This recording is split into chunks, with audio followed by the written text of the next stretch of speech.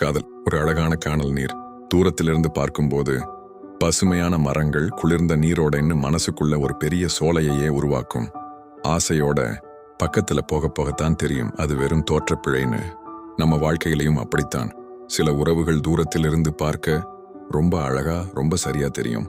இவங்க தான் நம்ம வாழ்க்கை, இவங்க இல்லாம நாம இல்லைன்னு ஒரு கனவு கோட்டையையே கட்டிடுவோம்.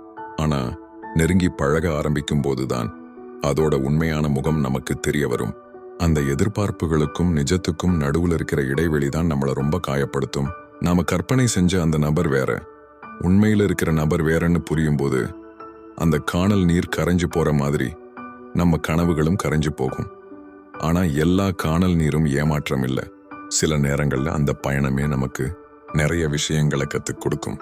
அடுத்த முறை ஒரு சோலையை பார்க்கும்போது அது நிஜமானதா இல்ல காணல் நீரான்னு பகுத்தறியும் பக்குவத்தை அந்த அனுபவம் தான் கொடுக்கும். அதனால ஏமாந்துட்டோமேன்னு வருத்தப்படாதீங்க, கத்துக்கிட்டோம்னு சந்தோஷப்படுங்க. வாழ்க்கை இன்னும் அழகானது.